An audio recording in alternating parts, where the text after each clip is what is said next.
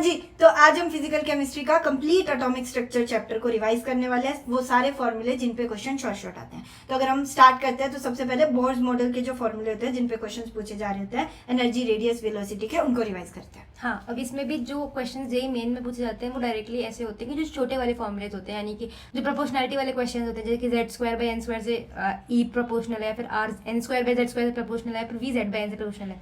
लेकिन आपको जी एडवांस में वो हाइपोथेटिकली एक सिचुएशन दे सकते हैं कि अगर आपका जो इलेक्ट्रॉनिक चार्ज है वो किसी भी प्लैनेट पे 2e है सपोज करो, तो आपका कैसे टोटल एनर्जी वेरी करेगा। अब उसमें ऐसा होता है ना कि आप अगर छोटे वाले फॉर्मूले से जाओ, यहाँ जो इस वाले फॉर्मूले से अगर आप जाओगे तो आप Z square by N square, आपको यहाँ तो रिलेशन कोई दिख नहीं रहा है आपको इलेक्ट्रॉन से, तो आप एनर्जी को सेम मान लोगे।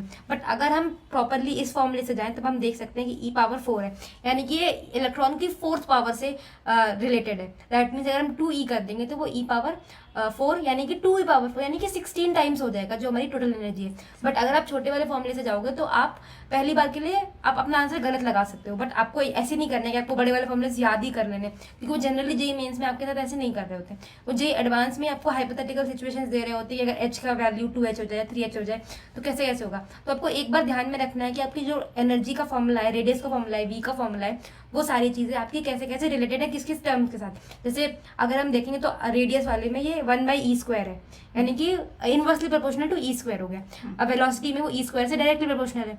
अब ऐसे आपको जो छोटे वाले फॉर्मूले हैं वो आपको ऐसे ऐसे उनके वैल्यूज भी याद नहीं करनी कि 0.529 into N square by Z square angstrom. वो जनरली आपसे रेशियो में ही खेल रहे होते हैं कि R1 बाई R2 का रेशियो क्या होगा अगर आपको एन और जेड दे दिया गया है दोनों कंपाउंड्स के लिए। अब इसमें ऐसा होता है कि आप कभी कभी ऐसे गलती कर देते हो कि आपको R1 बाई R2 का फॉर्मूला निकालना है, बट आप R2 बाई R1 का रेशियो निकालकर आप आंसर पुट देते हो। ये बहुत ही कॉमन सिली मिस्टेक है जो आपको करनी नहीं है पेपर में।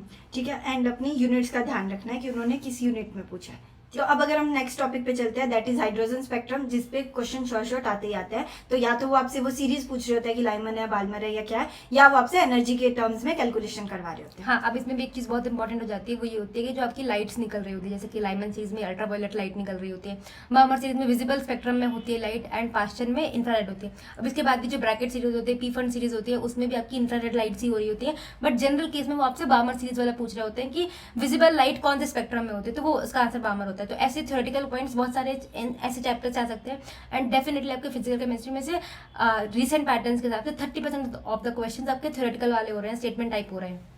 ठीक है, तो उसके लिए आप KFCs को अच्छे से यूज कर सकते हो क्योंकि सारी थ्योरेटिकल चीजें वहाँ पे मेंशन्ड है। तो अभी जैसे हमारा जो हाइड्रोजन स्पेक्ट्रम है उसमें भी आपकी जो वैल्यूज होती हैं वो ये होती हैं, एंड अगर आपको ये ध्यान में नहीं रहती हैं, सपोज कि आपको ये वैल्यूज याद नहीं है कि E1 के बाद E2 कौन सी होती है, तो आप इसको इस फॉर्मूले से निकाल सकते हो कि -13.6 into Z square by N square हमारे एनर्जी का फॉर्मूला होता है। बट अगर हमारा जेड कॉन्स्टेंट है, 1 है, हमारा हाइड्रोजन एटम के लिए हमारा एटॉमिक नंबर 1 होता है, तो हम 13.6 बाई एन स्क्वायर करते हैं जो कि माइनस में होता है। बट अब आपके लिए एक होमवर्क क्वेश्चन ये है कि अगर हमारी एनर्जी जीरो है, मतलब माइनस प्लस कुछ नहीं, जीरो है, तो वो क्या होगा, वो फ्री इलेक्ट्रॉन होगा, या फिर वो कौन से स्पेक्ट्रम में लाई करने वाला है, लाइमर, बामर, पास्चन, कौन से वाले में लाई कर रहा होगा। अब अगर हम नेक्स्ट टॉपिक पे चलते हैं, that is de Broglie hypothesis. इसके अंदर हम एक्चुअली में वेवलेंथ को इक्वेट कर रहे होते हैं h/mv से, that is h by momentum.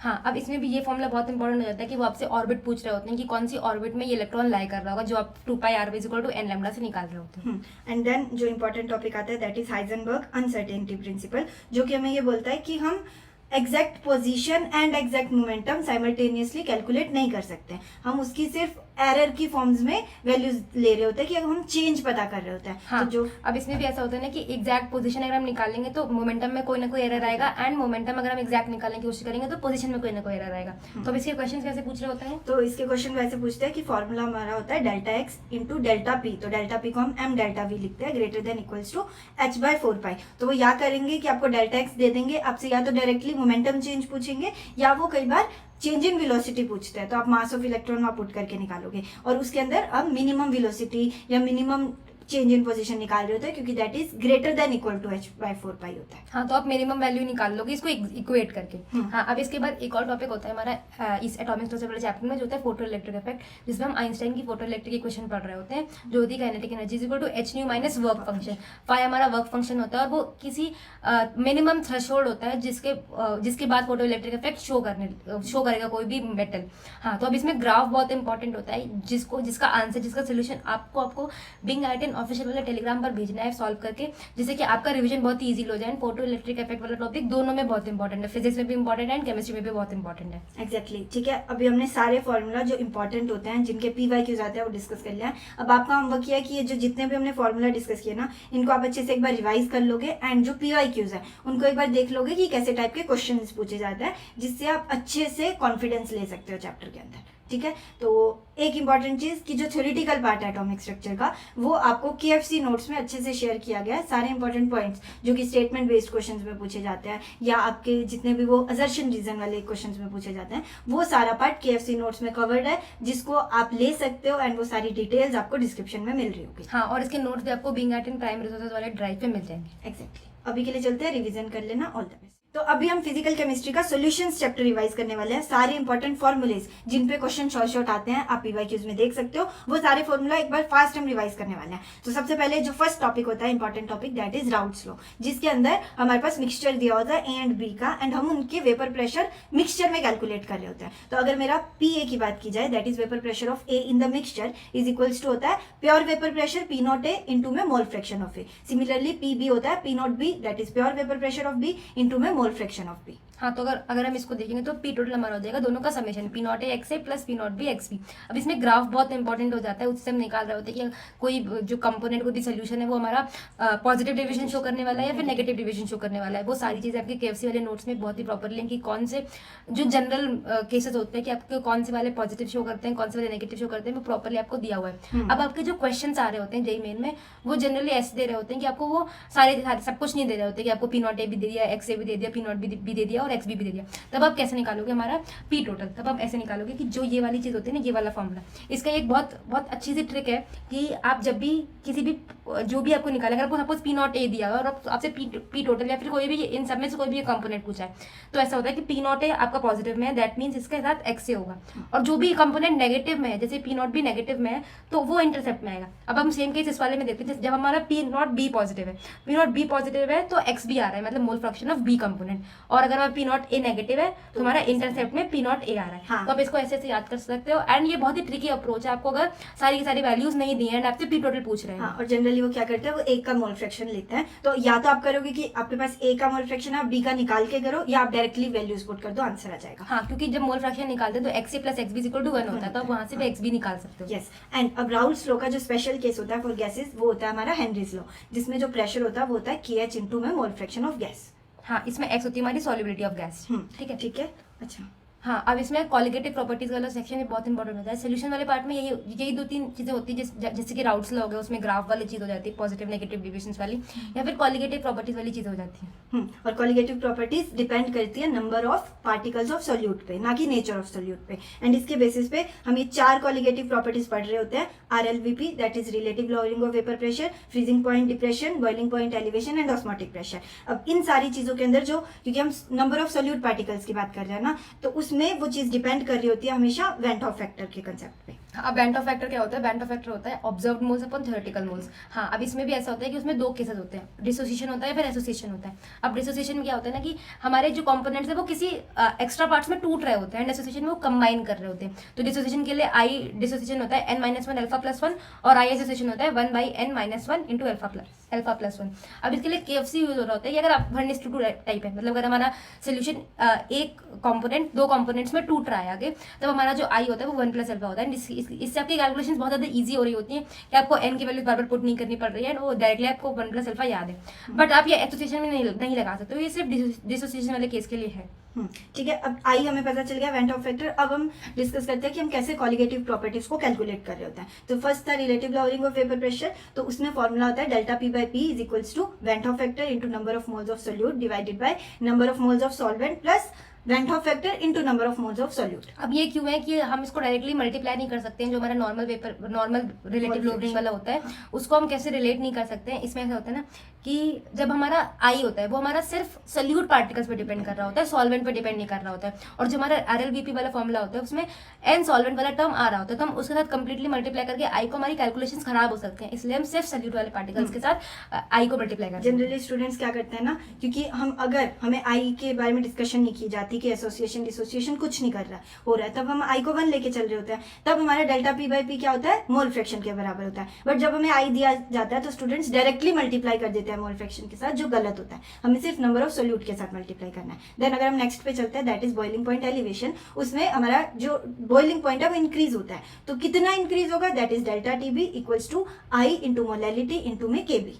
हाँ, तो इसमें भी इसके भी बहुत सारे डायरेक्ट क्वेश्चंस आ रहे होते हैं जेईई मेन में कि आपको एक टेम्परेचर दे दिया है, आई दे दिया है, एम दे दिया है, के बी दे दिया है, एंड आपको टेम्परेचर फाइनल टेम्परेचर बताना है। तो आपको प्रॉपरली आप देख सकते हो कि आपको डेल्टा टी बी में आप पुट करोगे कि final minus initial is equal to I M K B, तो आप प्रॉपरली निकाल सकते हो। अब इसमें के बी के भी बहुत स्पेसिफिक फॉर्मुलेज होते हैं कि आप स्पेसिफिकली कौन सा के बी का फॉर्मुला, मतलब अगर वो के बी की वैल्यू निकालें तो के बी के भी फॉर्मुलेज होते हैं जो कि आप एनसीईआरटी से एक बार देख सकते हो। ठीक है, जनरली वो जो क्वेश्चन आते हैं आप पीवाईक्यूज देखोगे उनमें गिवन होती है के बी की और के एफ की वैल्यू। के एफ होता है हमारा फ्रीजिंग पॉइंट डिप्रेशन के लिए कांस्टेंट, तो उसमें डेल्टा टी एफ जो होता है वो होता है आई एम इंटू के एफ। अब इसमें ध्यान रखना है कि फ्रीजिंग पॉइंट में ना डिप्रेशन हो रहा है, तो वो बहुत बार क्या करते हैं, आपको कंपाउंड्स देके कंपेयर करने के लिए बोलते हैं कि किसका मेरा फ्रीजिंग पॉइंट सबसे ज्यादा होगा। तो यहाँ पे आपको अच्छे से सोचना होता है कि बॉइलिंग पॉइंट एलिवेशन में तो ठीक है, आई जिसका ज्यादा है उसी का ही टेम्परेचर ज्यादा होगा, बट फ्रीजिंग पॉइंट में डिप्रेशन हो रहा है, तो अब आपको अच्छे से चीजें कंपेयर करके आंसर निकालना होगा। अभी आप बता के जाओगे कि जिसका आई ज्यादा होता है उसका जो फ्रीजिंग पॉइंट कैसे कैसे वेरी कर रहा होता है। हाँ, अब इसके बाद एक और फॉर्मुला होता है ऑस्मोटिक प्रेशर वाला, जिसमें pi is equal to I C into R T लिखते हैं। अब इसमें भी जो आई वाला पार्ट है, आई इंटू एम, वो हमारी इफेक्टिव मोलैलिटी होती है। ठीक है, and pi is equals to I C R T के अंदर आई हमारा वेंटोफैक्टर है, सी हमारी कंसेंट्रेशन है, आर कांस्टेंट है और टी टेम्परेचर है। अब यही फॉर्मूला पे घूम फिर के हमारे पीवाईक्यूज होते हैं। अब आपका होमवर्क ये है कि ये सारे फॉर्मूला रिवाइज करोगे एंड थ्योरेटिकल पार्ट, क्योंकि डेफिनेटली जो एजियोट्रॉप वाला पार्ट होता है, नेगेटिव डेविएशन पॉजिटिव डेविएशन के एग्जांपल्स वाला पार्ट होता है, उस पर स्टेटमेंट बेस्ड क्वेश्चन आ रहे होते हैं, तो वो सारे जो थ्योरेटिकल वाले पार्ट है वो आपका होमवर्क रहेगा कि आप खुद से रिवाइज करोगे। उसके लिए आपके साथ केएफसी के नोट्स शेयर है जिसमें डिटेल में आपके साथ चीजें शेयर है, उसका लिंक आपको डिस्क्रिप्शन में मिल रहा होगा।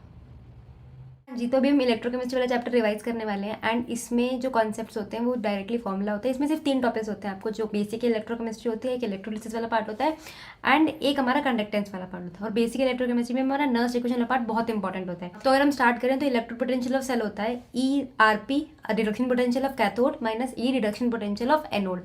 अब इसमें ऐसा होता है ना कि बहुत सारे केसेस हो रहे होते हैं कि किसी का ऑक्सीडेशन पोटेंशियल ले रहे होते हैं, किसी का रिडक्शन पोटेंशियल ले रहे होते हैं। तो इसमें होता है कि E reduction potential of the same reaction is equal to minus of E oxidation potential.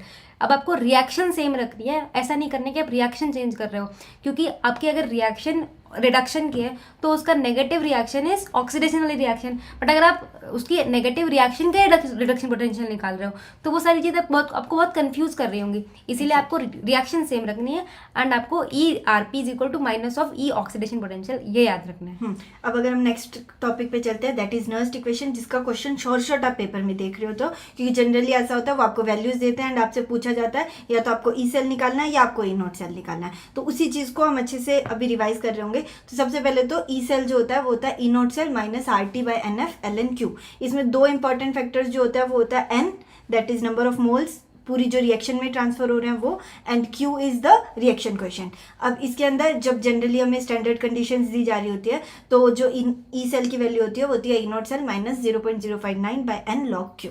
हाँ, अब इसमें भी एक बार एनडी ने ऐसा किया था कि जो आपका अप्रॉक्सीमेशन होता है 0.059 को 0.06 लेने वाला, वो उसमें ऐसा हो रहा था कि इन दोनों से आंसर आपका अलग आ रहा था और आपकी इंटीजर वैल्यू में आंसर अलग आ रहा था, और वो इंटीजर टाइप क्वेश्चन था, तो उन्होंने आंसर को 400 ही लिया था रादर देन 399, जो कि 0.06 से आ रहा था। अब इसमें ऐसा होता है कि आपको देखना पड़ेगा ध्यान से कि आपका इंटीजर टाइप क्वेश्चन है या फिर मल्टीपल चॉइस क्वेश्चन है, जिसमें आपको डायरेक्टली आप 0.06 ले सकते हो, बट अगर आपका इंटीजर टाइप क्वेश्चन है तो आप प्रेफर करोगे कि आप 0.059 लो। और नेक्स्ट अगर मोस्ट आस्क टॉपिक पे चलते हैं तो वो ये कि वो 2 हाफ रिएक्शंस आपको देते हैं जिसको कंबाइन करके एक थर्ड हाफ सेल बन रहा होता है, तो हमसे वो थर्ड हाफ सेल की इलेक्ट्रोड पोटेंशियल पूछी जाती है, दैट इज E3। अगर हम उसको डिनोट करते हैं तो E3 होता है N1E1 plus N2E2 divided by N3। And generally अगर एग्जाम्पल की बात करें तो वो होता है Fe से Fe+2 जाना, देन Fe+2 से Fe+3 जाना। इसको कंबाइन करके आप डायरेक्टली अगर Fe से Fe+3 जाओगे तो इलेक्ट्रोड पोटेंशियल क्या होगा। हाँ, अब इसमें एक और फॉर्मूला ऐसा होता है, ये होता है delta G is equal to minus N F E naught. हाँ, तो अब इसमें ऐसा होता है कि अगर आपका डेल्टा जी नेगेटिव है, दैट मीन्स रिएक्शन स्पॉन्टेनियस है, बट अगर डेल्टा जी नेगेटिव आ रहा है तो उसके लिए हमारा ई सेल पॉजिटिव होना चाहिए।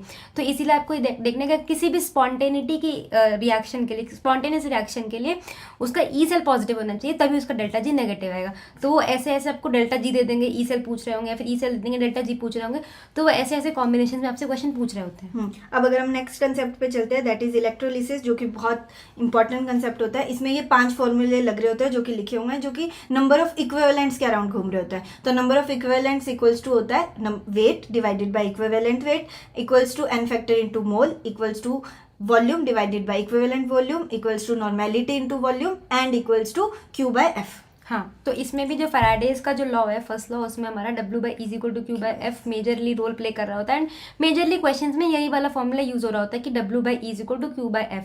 हाँ, तो अब इसमें जो चीज़ें होती है ना कि जो फैराडेज का सेकंड लॉ होता है एंड जो फैराडेज के जो लॉ की थ्योरेटिकल वाले पार्ट्स हैं ना, वो आपको प्रॉपरली देखने होंगे। एक बार या तो NCERT से देख सकते हो, या फिर हमने प्रॉपरली KFC वाली फाइल्स में सारे के सारे चैप्टर्स के, इनऑर्गेनिक हो गया, ऑर्गेनिक हो गया, फिजिकल हो गया, उन सारे चैप्टर्स के हमने थ्योरेटिकल वाले पॉइंट्स या फिर जो डायरेक्टली कॉन्सेप्ट बिल्डिंग वाले क्वेश्चन होते हैं, या फिर जो आपसे डायरेक्टली JEE मेन में क्वेश्चंस पूछे जाते हैं। अभी रिसेंटली जैसे जो भी JEE मेन के पेपर्स हुए हैं उसमें डायरेक्टली क्वेश्चंस KFC से दिख रहे हैं। तो जो भी आपको, या तो आप डायरेक्टली NCERT से देख लो, नो प्रॉब्लम, बट अगर आपको प्रॉपरली एक जगह कंसाइज नोट्स चाहिए तो आप KFC से देख सकते हो। और जो लिंक होगा वो डिस्क्रिप्शन में मिलेगा एंड पिन्ड कमेंट्स में भी होगा, तो उसको जाके चेकआउट कर सकते हो। अब अगर नेक्स्ट कंसेप्ट पे चलते हैं, दैट इज कंडक्टेंस, जो कि होता है G is one by resistance. हाँ, तो अब अगर हम रेजिस्टेंस का फॉर्मूला होता है ρL/A, तो अगर 1/R होगा तो फिर A/ρL होगा, और जो हमारा 1/ρ वाला टर्म होता है वो हमारी कंडक्टिविटी होती है, उसको हम कप्पा से डिनोट करते हैं, विच इज कप्पा A/L। तो हमारी कंडक्टेंस हो गई कप्पा A/L। अब इसमें भी हमारी एक मोलर कंडक्टेंस वाला टर्म आता है जो हमारा होता है कप्पा इनटू वॉल्यूम। उसमें भी ऐसा होता है कि वॉल्यूम को हम 1000/m से डिनोट कर रहे होते हैं, जो होता है कप्पा इंटू 1000/m। अब इसमें भी जो एक कन्वर्जन होता है कि ये हमारा होता है सीमेंस पर सेंटीमीटर स्क्वायर वाली यूनिट्स में, बट अगर हम सीमेंस पर मीटर स्क्वायर वाली यूनिट में देख रहे होंगे तब जो ये 1000 है ना वो नीचे चला जाता है। तो ऐसे ऐसे कन्वर्जन आप देख सकते हो कि वो अगर mm स्क्वायर है, अगर सेंटीमीटर स्क्वायर है तो कैसे होगा, मीटर स्क्वायर है तो कैसे होगा, ठीक है। तो अभी जैसे कप्पा है, तो इसके बाद हम कप्पा का भी जो फॉर्मूला होता है वो 1/ρ होता है, तो ρ हमारा GL/A होता है, ठीक है। यहाँ से अगर हम देखें तो GL/A कैसे आएगा, हमारा 1/ρ हमारा क्या होगा, इज इक्वल टू GL/A। तो A/ρL हमारा G होता है, तो अगर हम यहाँ से L/A इसको लेके जाएं इधर और इसको नीचे, ये नीचे आ जाएगा, तो GL/A हो जाएगा। अब इसमें भी जो ऑन डाइल्यूशन वाला जो केस होता है वो आपसे डायरेक्टली थ्योरेटिकल क्वेश्चन से पूछा जाता है कि अगर हम सिस्टम को हमारे डाइल्यूट करते जाएंगे, उसमें और H2O डालते जाएंगे तो फिर कैसे कैसे रिएक्ट करेगा सिस्टम। तो उसमें ऐसा होता है कि जब हम डाइल्यूशन कर रहे होते हैं तो हम H+ और OH- की कंसंट्रेशन बढ़ा रहे होते हैं हमारे सिस्टम में। तो अगर हमारी कंडक्टेंस का क्या होगा ना कि कंडक्टेंस उस केस में इंक्रीज होगी, क्योंकि हम नंबर ऑफ आयन से इंक्रीज कर रहे हैं तो कंडक्टेंस इंक्रीज हो रही है।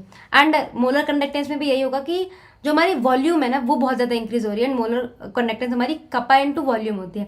दैट मीन्स जो हमारी वॉल्यूम अगर वो इंक्रीज हो रही है तो हमारी मोलर कंडक्टेंस भी इंक्रीज हो रही है, बट जो हमारी मोलर कंडक्टिविटी होती है वो डिक्रीज हो रही होती है, क्योंकि जो आयंस पर सेंटीमीटर क्यूब है वो हमारा डिक्रीज हो रहा होता है। एंड क्योंकि अब जब आप वॉल्यूम बढ़ा रहे हो तो आप आयंस उतने नहीं बढ़ा रहे जितने उस कंपैरिजन में, जिस कंपैरिजन में आप वॉल्यूम बढ़ा रहे हो। दैट जस्ट मीन्स कि अगर आयंस पर सेंटीमीटर क्यूब डिक्रीज हो रहा है तो हमारा कप्पा भी डिक्रीज हो रहा होगा।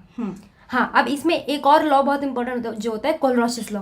कोलरॉसिस लॉ आपको जैसे कि आपके ऐसे कंपाउंड्स हैं कि AlCl3 टाइप के कंपाउंड्स हैं, H2SO4 टाइप के कंपाउंड है, इन सारे कंपाउंड्स के आपको प्रॉपरली जो लैम्डा इन्फिनिटी मतलब molar conductance and infinite dilution, उन सारे के मोलर कंडक्टेंस प्रेडिक्ट करने में हेल्प करता है। तो इसका जो फॉर्मूला होता है वो ये कि जैसे एग्जांपल लेके चलते हैं, AlCl3 है तो इसमें आप स्टोइकियोमेट्री देखोगे कि कितने मेरे पास नंबर ऑफ मोल्स हैं। जैसे AlCl3 में 1 एल्यूमिनियम की स्टोइकियोमेट्री होती है और 3 क्लोरीन की होती है। तो अगर आप लैम्डा एम इन्फिनिटी लिखोगे तो वो होगा 1 into lambda M infinity of aluminium plus 3 into lambda M infinity of Cl minus. हाँ, और वो जनरली आपको ऐसे पूछ रहे होते हैं कि आपको वो 4-5 कंपाउंड्स के वो दे देंगे लैम्डा एम इन्फिनिटी, एंड वो आपको किसी 6th कंपाउंड का निकालने को बोलेंगे। तो वो सारे आप कॉम्बिनेशंस निकाल सकते हो कि आप किसको किससे माइनस करोगे जिससे कि आपका प्रॉपरली वो वाले फॉर्मूला आ जाए, वो वाली स्टोइकियोमेट्री आ जाए। और इसमें भी जो डिग्री ऑफ डिसोसिएशन का फॉर्मूला होता है वो होता है alpha is equals to lambda M by lambda M infinity. हाँ, यहाँ से आप अल्फा निकाल सकते हो। और इसको बहुत ही अच्छे से आयनिक इक्विलिब्रियम के क्वेश्चन के साथ मिक्स करके पूछते हैं,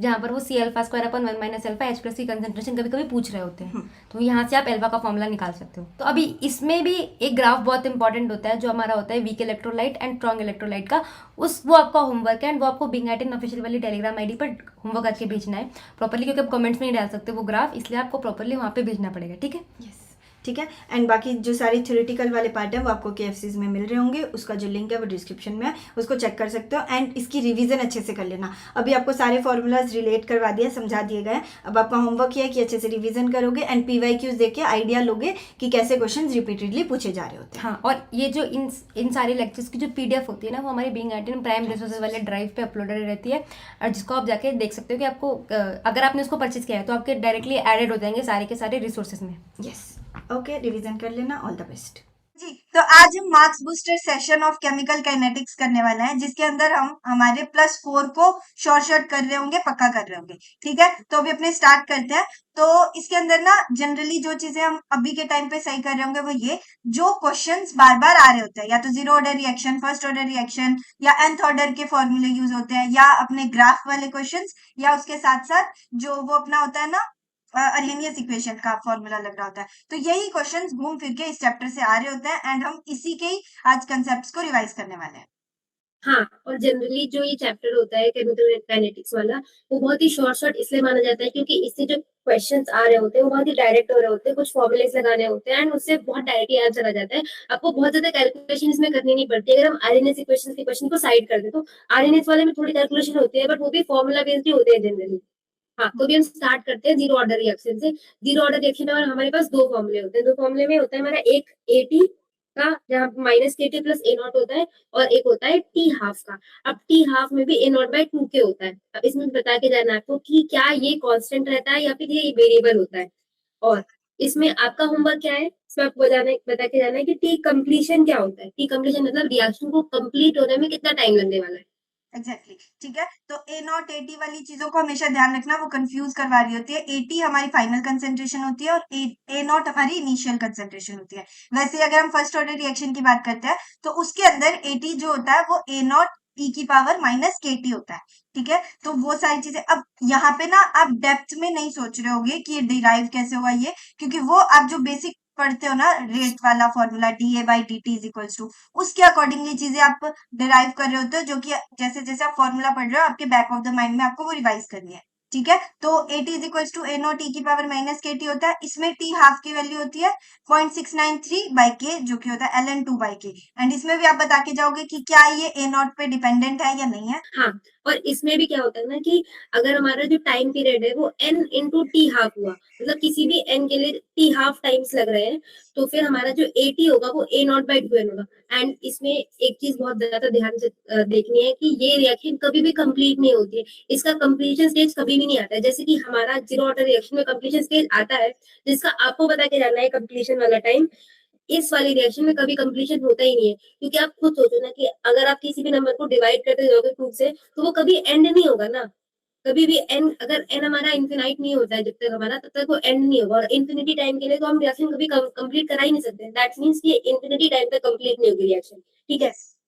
और इसमें भी जो अभी हमने फॉर्मूला पढ़ा कि AT is equals to A naught by 2 की पावर n होता है, ये क्वेश्चन हर बार इंटीजर में पूछा जाता है। वो आपको दे देंगे कि ये इसका T हाफ है और 60 मिनट्स के लिए रिएक्शन अगर चल रही है तो आप बताओ कि फाइनल कंसेंट्रेशन क्या होगी। ये डायरेक्ट क्वेश्चन आता है। वैसे ही nth ऑर्डर के लिए वो क्या करते हैं, वो आपको टाइम पीरियड्स का रेशियो दे देंगे और आपसे कंसेंट्रेशन एक की दी होगी, दूसरे की पूछी जाएगी। अब इसमें भी ऐसा नहीं होता है कि आपको कंप्लीटली आपको फॉर्मूला याद रखना है कि कंसेंट्रेशन का क्या फॉर्मूला होगा टाइम के रिस्पेक्ट में। यहाँ से आपको रेशियो पूछा जाता है। अब इसमें फॉर्मूला ये होता है कि T1 T हाफ 1 वाली रिएक्शन का एंड T हाफ 2 वाली रिएक्शन का फॉर्मूला होता है A2/A1 की पावर n-1। n हमारा ऑर्डर ऑफ द रिएक्शन होगा, क्योंकि nth ऑर्डर रिएक्शन है, ठीक है। अब इसमें भी जो मेजर क्वेश्चन ये होता है ना कि अगर हमारा हमको कंसेंट्रेशन दी नहीं हुई है, हमको प्रेशर दिया हुआ है, तो अब प्रेशर हमारा कंसेंट्रेशन के डायरेक्टली प्रोपोर्शनल होता है। तो अब आपको बता के जाना है कि प्रेशर का फॉर्मूला क्या होगा, मतलब nth ऑर्डर रिएक्शन के लिए प्रेशर का फॉर्मूला क्या होगा।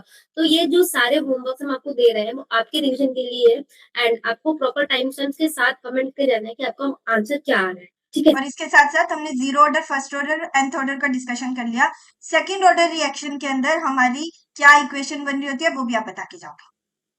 हाँ, मतलब सेकंड ऑर्डर रिएक्शन इतनी ज्यादा वो पूछते नहीं है, इसलिए हमने यहाँ पे लिखा नहीं है। यहाँ पर हमने वही चीजें लिखी है जो बार बार रिपीटेटिवली पूछी जाती है। अब इसमें जो केमिकल काइनेटिक्स वाले जो सेशन में आपका जो मेजर होमवर्क होने वाला है वो ये वाला होने वाला है कि आपको प्रॉपरली जीरो ऑर्डर और फर्स्ट ऑर्डर के जो ग्राफ्स होते हैं रेट और कंसंट्रेशन के और एक्स और टी और एटी और टाइम के, ये तीनों ग्राफ्स आपको इस आईडी पर भेजने हैं। इसका सोल्यूशन हम प्रोवाइड कर देंगे डिस्क्रिप्शन में, बट आपको प्रॉपरली इसका आंसर करके जाना है क्योंकि ये आपके रिविजन के लिए बहुत ज्यादा इंपॉर्टेंट है कि आपको वो चीजें रिकॉल हो। हम बता देंगे आप उसको फिर से भूल जाओगे, अगर आप खुद से प्रैक्टिस करोगे एक बार तो आपको याद रहेगा। ठीक है, हाँ, तो ये तो ये 6 ग्राफ्स आपको भेजने हैं यहाँ पर। ओके, एग्जैक्टली और ये सारी चीजें आप बेसिक से रिलेट करके कर सकते हो कि ऊपर हमने इक्वेशन पढ़ ली है कि इक्वेशन क्या है, बस उसी इक्वेशन में आपको चीजों को ध्यान रखना होगा। ठीक है, अभी हम चलते हैं एक मोस्ट आस्क्ड कंसेप्ट पे जो कि होता है अर्हेनियस इक्वेशन का कंसेप्ट। इसके क्वेश्चन आते ही आते हैं। तो उसमें एक तो वो क्या करते हैं, आपको ग्राफ दे देते हैं और ग्राफ से आपको या तो स्लोप गिवन होती है, आपको एक्टिवेशन एनर्जी निकालनी होती है, या वो आपको एक्टिवेशन एनर्जी दे देते हैं और स्लोप निकालनी होती है। तो जो फॉर्मूला होता है वो होता है L N K is equals to L N A minus E A by R T. मतलब के यहाँ पे इक्विलिब्रियम कांस्टेंट है, एक कांस्टेंट की वैल्यू होती है, और ई एक्टिवेशन ई ए एक्टिवेशन स्माइल को ई ए एक्टिवेशन एनर्जी है, टेम्परेचर है टी। ठीक है, तो इसी इक्वेशन को जब आप एल एन के और 1/t के रिस्पेक्ट में प्लॉट करते हो ना, तो वो स्ट्रेट लाइन आती है और वो स्ट्रेट लाइन की स्लोप होती है minus E A by R. ठीक है, अब इसमें वो एक चीज क्या करते हैं, वो बहुत बार आपको ना जो इक्विलिब्रियम कॉन्स्टेंट्स है उनके रेशो के हिसाब से चीजें पूछ रहे होते हैं। तो आपको करना क्या होता है, आपको एक की इक्वेशन लिखनी होती है एल एन के वन के रिस्पेक्ट में, दूसरी लिखनी होती है एल एन के टू के रिस्पेक्ट में। और वो दो चीजें करते हैं, या तो वो आपको ई ए अलग अलग देंगे कि आपको एक्टिवेशन एनर्जी 1 दी है, एक्टिवेशन एनर्जी 2 दी है, या वो टेम्परेचर अलग अलग देंगे। तो आपको करना यही होता है कि एल एन के वन की इक्वेशन है, एल एन के टू की इक्वेशन है, एंड उन दोनों इक्वेशन को अगर आप सब्ट्रैक्ट कर दोगे ना, तो एल एन है एल एन के टू माइनस एल एन के वन, तो एल एन के टू बाई के वन होगा, और रेशो वो जनरली आपको देते हैं तो आप सॉल्व कर सकते हो। तो इसी रिस्पेक्ट में वो चीजें आपको अच्छे से करनी होती है। अब ये वाले चीज के लिए आपका एक होमवर्क ये रहने वाला है कि अर्हेनियस इक्वेशन के जितने पीवाईक्यूज हैं वो आप अच्छे से सॉल्व करोगे, क्योंकि यही सॉल्विंग के रिलेटेड वो क्वेश्चंस पूछते हैं। एंड ये वाला पार्ट सबसे ज्यादा हमें टफ लगता है क्योंकि उसमें कैलकुलेशन आ रही होती है। तो हम ये लास्ट के डेज में उस कैलकुलेशन को अच्छी करेंगे, जितने पीवाईक्यूज अर्हेनियस इक्वेशन आए उनको हमें अच्छे से डल कर। हाँ, और इसमें एक कंफ्यूजिंग पार्ट वो ये कर देते हैं कि कभी कभी वो आपको एल एन के का ग्राफ नहीं देंगे, तो आपको लॉग के का ग्राफ दे देंगे, तब आपका जो स्लोप होगा वो ई ए बाई 2.303 आर हो जाएगा। अब इसमें ये बहुत ज्यादा कंफ्यूजन होता है कि एल एन लेना है या फिर 2.303 लेना है, तो आपको क्वेश्चन में वैसे भी यूजुअली बता ही देंगे कि आपको जो भी वैल्यू दे देंगे। अगर आपको लॉग की वैल्यू दे देंगे तो आपको लॉग वाली इक्वेशन यूज करनी है, अगर आपको एल एन की वैल्यू दी है आपको एल एन वाली इक्वेशन यूज करनी है। अब इसमें जो मेजर एक और पार्ट होता है वो हमारा थ्योरी वाला पार्ट होता है। थ्योरी वाला पार्ट यानी कि वो जो रेट ऑर्डर मॉलिक्यूलरिटी वाले क्वेश्चंस होते हैं, और वो काफी बार आपसे स्टेटमेंट में पूछते हैं। तो हम ट्राई कर रहे हैं आपके लिए केएफसीज लाने का, जहां पर प्रॉपर जो फिजिकल केमिस्ट्री की थ्योरी वाला पार्ट होता है कंप्लीटली, कि एक एक एंड टू एंड जो किसी भी पेपर में पूछा जा सकता है या फिर किसी भी चीज में आपको थ्योरी वाला पार्ट रिलेट हो सकता है कि आपको रेट ऑर्डर मॉलिक्यूलरिटी ये सारी जो थ्योरी वाला पार्ट आरएनएस इक्वेशन में भी कई बार वो जो कॉम्प्लेक्स थ्योरी वाला जो हमारा जेड होता है कोलिजन फैक्टर वाला, वो सारी थ्योरीज वाला पार्ट होता है जो आपसे वो डायरेक्टली पूछ सकते हैं। तो हमने वो ट्राई किया है कि हम केएफसीज में कंपाइल कर दें, हम जल्दी ही उसको लॉन्च कर रहे होंगे, तो उसको आप देख लीजिएगा एक बार। ओके, ओके, एंड अभी के लिए इतना ही, आपको सारे होमवर्क करके जाना है, एंड हम ट्राई कर रहे हैं कि बाकी चैप्टर्स का भी आपके लिए रिविजन लेके आते हैं। Yes, all the best.